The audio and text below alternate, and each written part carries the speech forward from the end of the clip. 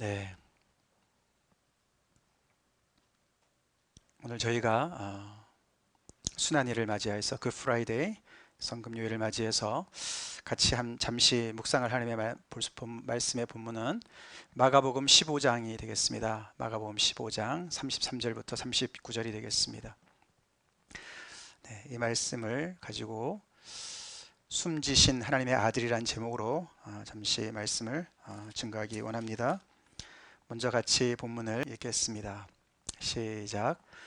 제6시가 되매 온 땅에 어둠이 임하여 제9시까지 계속하더니 제9시에 예수께서 크게 소리 지르시되 엘리 엘리 라마 사박다니 하시니 이를 번역하면 나의 하나님 나의 하나님 어찌하여 나를 버리셨나이까 하는 뜻이라.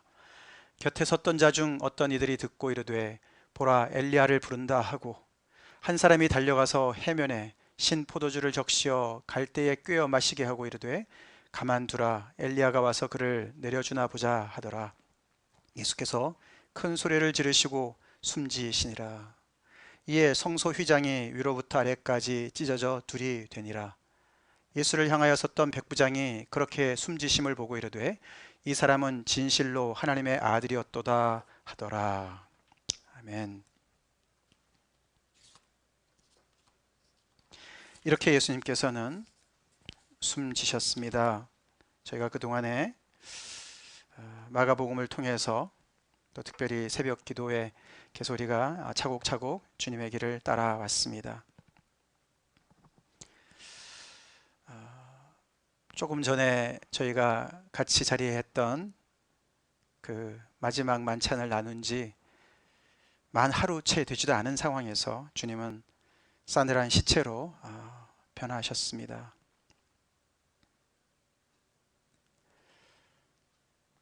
굉장히 의외로 예수님은 빨리 숨을 거두셨습니다.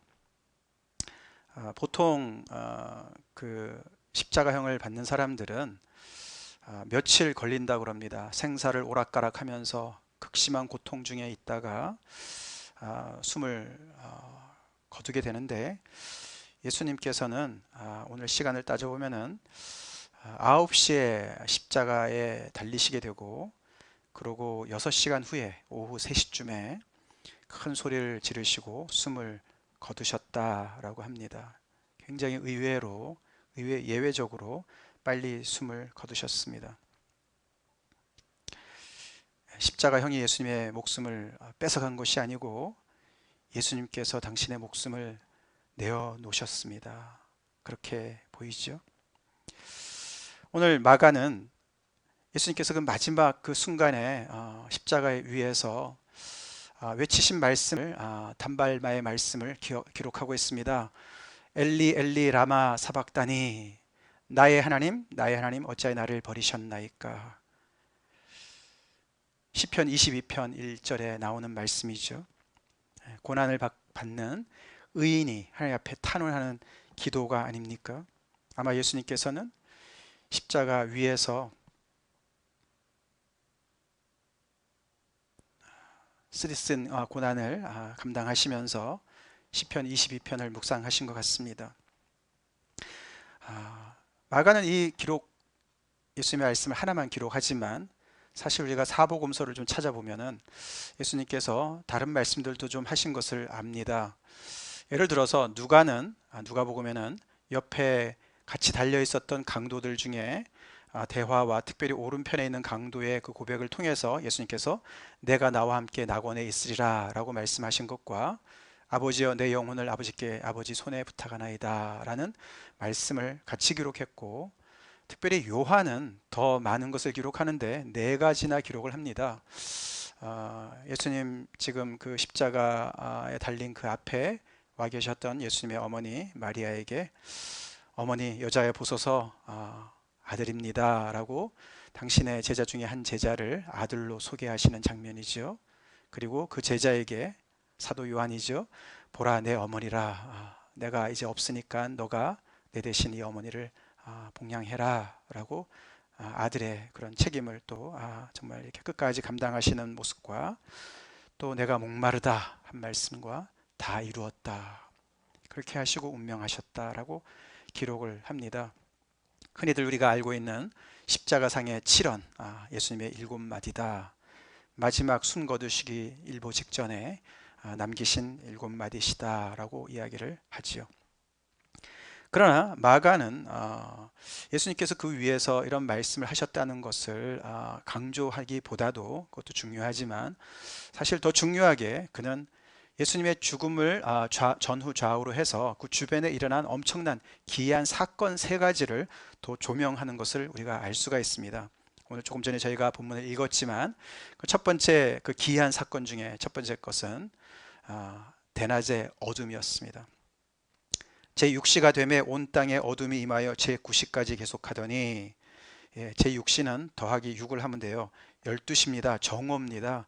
정오가 됐는데 아침 9시에 달리셔가지고 3시간 동안 고난을 받으시고 12시 정오가 되자마자 온 땅에 어둠이 몰려왔다. 그래서 제9시까지, 즉 오후 3시까지 지속되었다. 정말 이해가 안 되는 자연의 현상이었습니다. 그때는 무슨 계기 일식도 아니었습니다. 그런 때가 아니었습니다. 갑자기 해가 빛을 잃었습니다. 세상이 깜깜해졌습니다.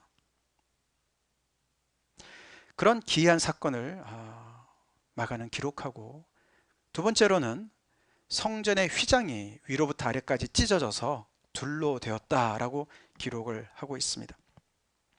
이 성전의 휘장이라고 하는 것은 아시다시피 성소와 지성소의 사이에 그 사이를 막고 있는 그 휘장 아닙니까? 너무나 튼튼해서 장정 몇십 명이 찢으려고 해도 안 된다는 그런 단단한 휘장인데, 더군다나 그 휘장은 이렇게 온전히 거기에 갇혀 있어야만, 그 자리에 있어야만 그 성전이 기능을 제대로 할 수가 있는데, 그 성전의 휘장이 찢어졌습니다. 너무나 회개한 일이 벌어진 것입니다. 이런 사건을 또한 기록하고, 마지막으로 그는 이 로마 백부장의 외침을 강조합니다. 이 로마 백부장은 현장 책임자로서, 현장의 감독관으로서 이 십자가형의 정말 이 엑스큐션이 제대로 잘 되고 있는 건지, 그 처형이 잘 되고 있는지, 안전하게 정말 모든 일들이 잘 진행을 되는 것을 다 책임을 맡고 있는 사람인 것 같은데, 놀랍게도 이 사람의 입에서 이런 외침이 나왔습니다. 같이 읽겠습니다. 이 사람은 진실로 하나님의 아들이었도다 라고 외치는 그 외침을 기록합니다. 이 사람은 로마의 센츄리언, 백부장이었습니다. 로마 장교였어요.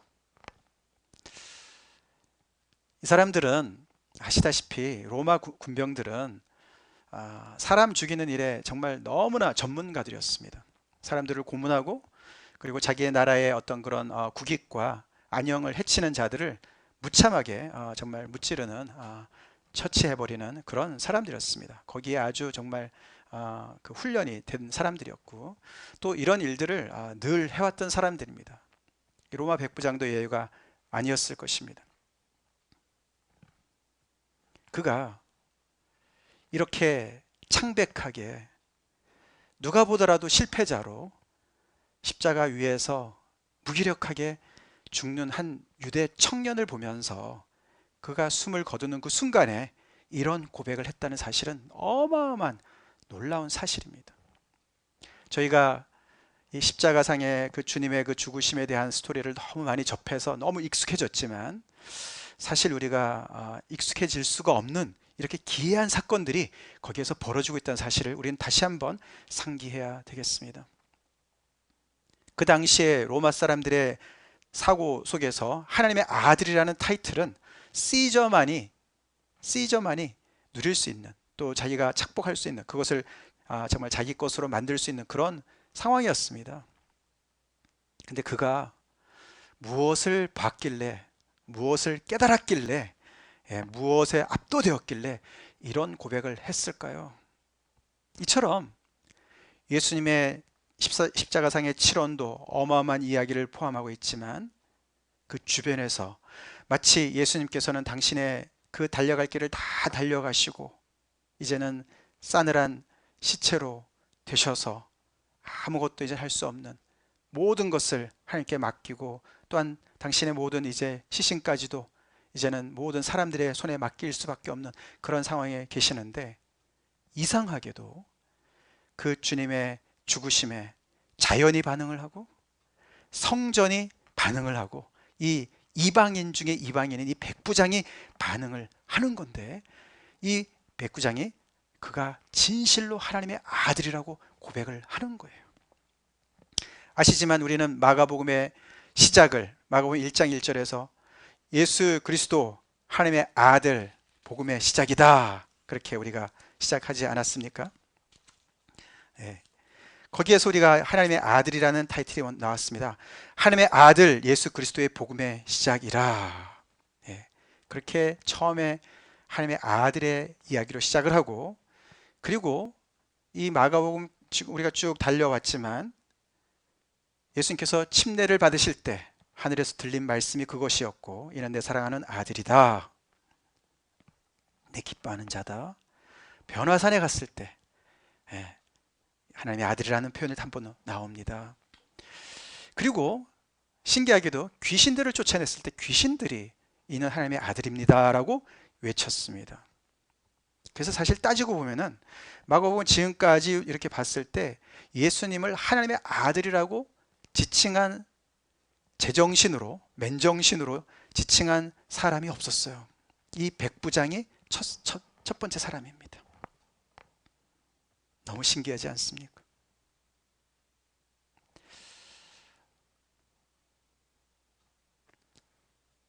예수님께서 당신의 메시아의 소임을, 메시아만이 하실 수 있는 그 소임을 십자가에까지 낮아지셔서 그의 백성의 대표자로서 백성들의 모든 죄악을, 더 나아가서 인류의 모든 죄악을 다 짊어지시고 순종해서, 끝까지 순종해서 다 이루었다라고 고백하시면서 숨을 거두셨는데, 그러고 그냥 끝나야 될 것 같은데, 천지가 고해야 될 것 같은데 그게 끝이 아닌 것이에요. 뭔가 새로운 일들이 꿈틀거리고 일어나고 있는 것이에요. 백부장의 외침으로부터 시작하면서 성전의 휘장도 찢어졌다는 이야기는 이제는 성전이 그 기능을 더 이상 하지 못하는 것을 상징하는 것입니다. 물론 이 예루살렘 성전은 AD 70년에 무너집니다. 예수님의 그 예언대로 무너집니다만 성전의 휘장이 찢어졌으니 말이에요. 얼마나 재앙적인 그런 사건입니까?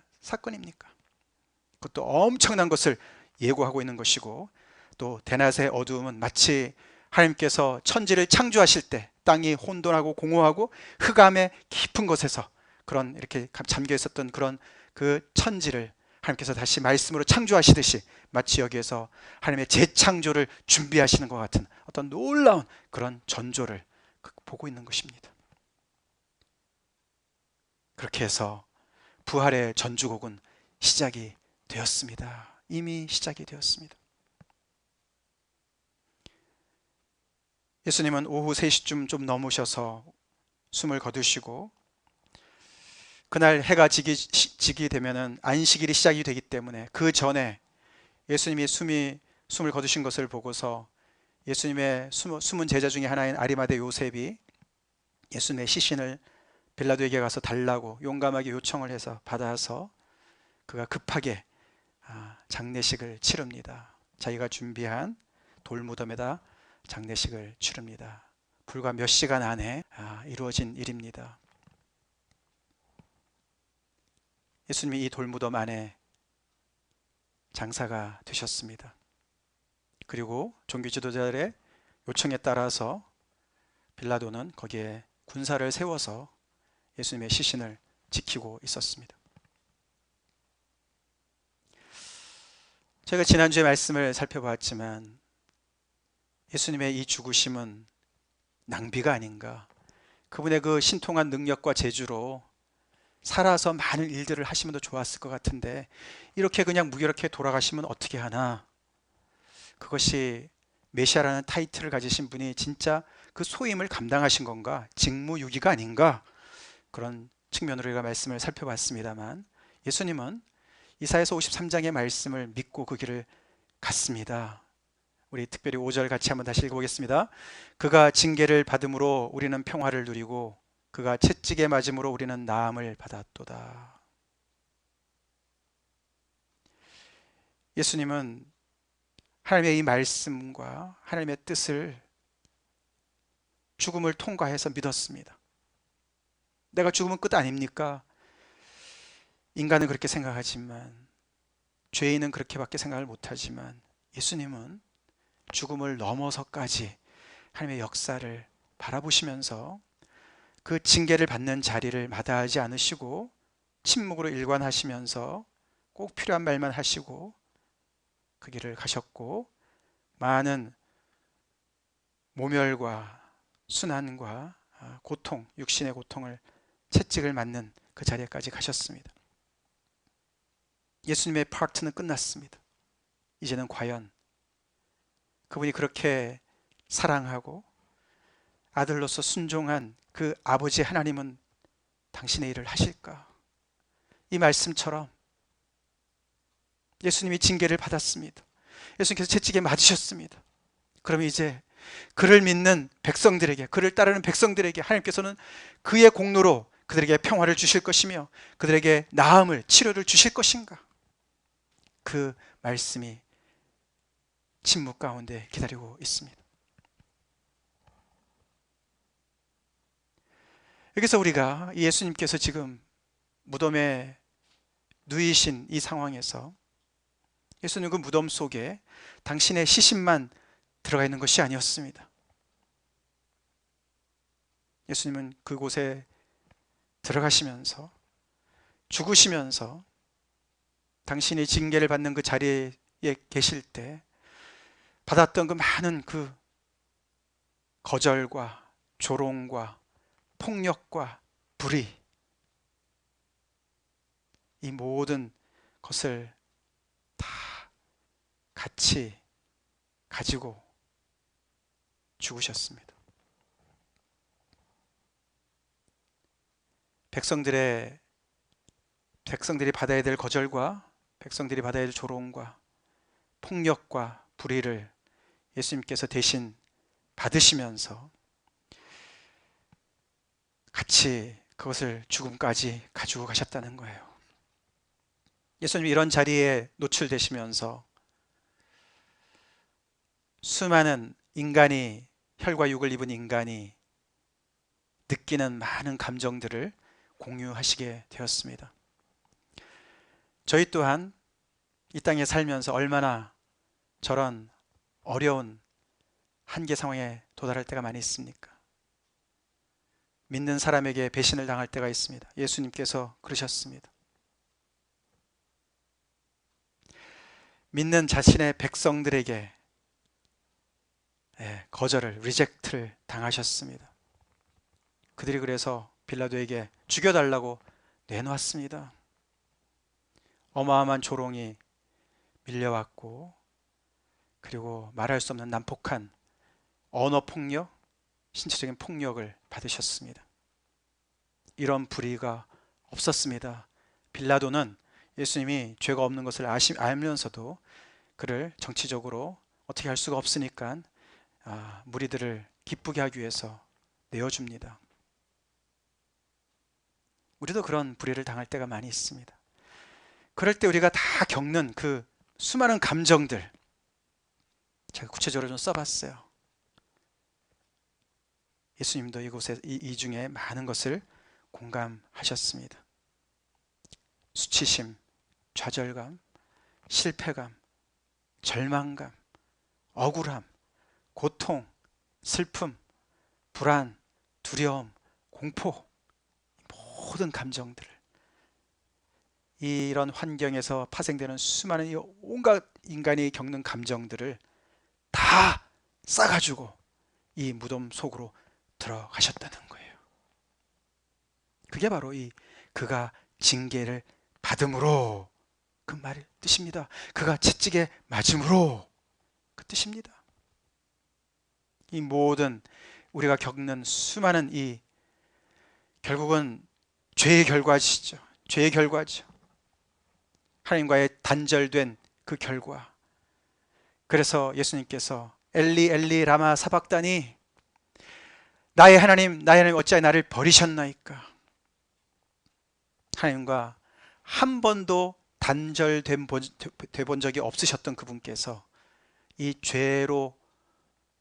죄와 하나가 되심으로 말미암아, 죄가 되심으로 말미암아 거룩하신 하나님과 단절되는 그 아픔을 절규하는 것 아닙니까? 그래서 그 죄를 감당하시기 위해서 하나님의 저주의 심판을 받으시고 형벌을 받으시고 죽음에 이르신 것을 우리가 보게 되고, 또한 우리 또한 이런 많은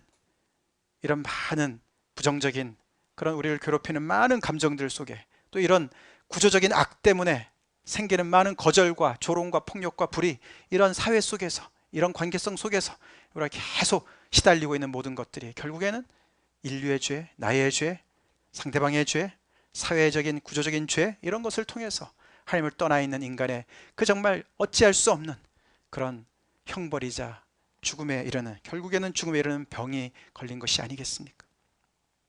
코로나 바이러스도 무섭지만 죄의 바이러스가 가장 무서운 것이 아니겠습니까?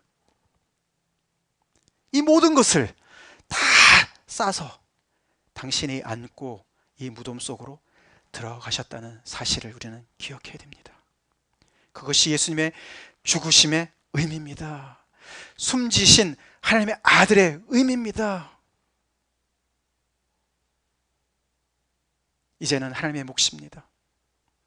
우리의 몫은 무엇일까요? 우리의 몫은 우리가 가지고 있는 수많은 이런 아픔들, 고통들, 우리의 무거운 짐들, 이 모든 것들을 이 무덤에 계시는 주님께 다 내드리는 것이 우리의 임무인 줄로 믿습니다. 그것이 우리의 할 일입니다.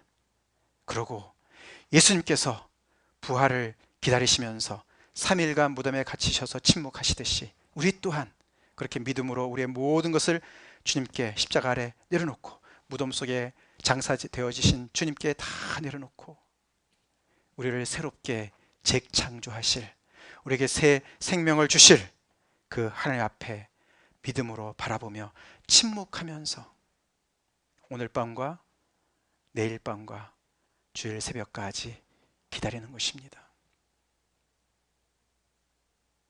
이 기다림은 너무나 중요합니다. 교회력으로 볼 때 우리가 금요일도 강조가 되고 주일 부활절도 강조가 되지만, 이 중간에 끼어있는 토요일은 그냥 지나칠 때가 많이 있습니다. 그러나 아닙니다. 예수님은 사흘 만에 부활하십니다. 다시 말해서 예수님은 완전히 죽으셨다는 것이죠. 잠시 까무라치신 것이 아닙니다. 그래서 로마 군병이 확인 사살을 하지 않습니까? 이렇게 빨리 죽을 수가 없는데 확인 사살합니다. 그래서 물과 피를 다 흘리셨습니다. 완전히 운명하셨습니다. 우리 또한 잠시 까무라쳐서 주님 앞에 우리의 모든 짐을 내려놓는 것이 아니라 완전히 주님 앞에, 십자가 앞에 함께 완전한 침묵으로, 완전한 죽음으로 주님의 그 죽음에 동참하는 그런 하루가, 이틀이, 사흘이 되어야 될 것입니다. 그럴 때 우리는 찬란한 주님의 부활에 동참할 줄로 믿고, 이렇게 굳게 닫힌 이 무덤이 오늘 성전의 휘장이 찢어지듯이, 그 밝은 정오의 해가 어두워지듯이, 그렇게 놀랍게 꿈틀거렸던 그 전주곡이 놀라운 부활의 그 놀라운 아침을 맞이하면서 이 무덤 문이 열릴 줄로 믿는 믿음으로 주님 앞에 정말 서 있는 우리가 모두 되길 간절히 축원합니다. 다 같이 기도하시겠습니다.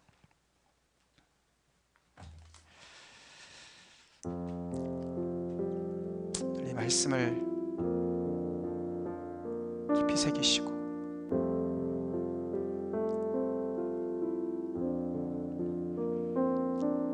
죽기까지 순종하신 그 아들, 이는 내 사랑하는 아들이요 내 기뻐하는 자다. 그 아들을 버릴 수밖에 없으셨지만, 외면하실 수밖에 없으셨지만, 그 아들의 순종을 통해서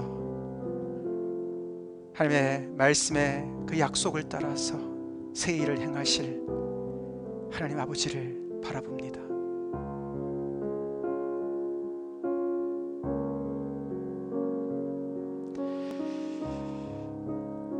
주님이 징계를 받으셨는데 일부만 받으신 것이 아니고 이 세상의 모든 악을 다 흡수해서 다 거두셔서 싹싹 끌어모아서 무덤 안으로 가지고 가셨습니다. 우리 각자의 두려움, 공포, 눈물, 한숨, 실패, 절망, 죄의 엄청난 형벌, 죽음, 모든 것을 다 가지고 가셨습니다. 이것을 믿으십니까? 이것을 믿으십시오. 그리고 주님과 함께 온전히 십자가에서 함께 죽는 저희가 됩시다. 부활의 소망을 가지고 죽읍시다. 예수님도 제자들에게 계속해서 당신의 죽음을 예고하시면서 부활을 또한 말씀하셨습니다. 아까도 보셨습니다. 하나님의 나라에서 다시 우리가 마실 날이 올 거야. 그래서 주님은 십자가에 순종을 하신 것이죠. 우리 또한 주님의 손 아래에서 우리를 낮출 때, 겸손할 때 하나님께서 우리를 다시금 살리시고 새 생명 주실 것을 믿고 온전한 믿음 갖고 나가겠습니다. 저희 믿음 없음을 도와주십시오. 다 같이 우리 하나님 앞에 기도하시겠습니다.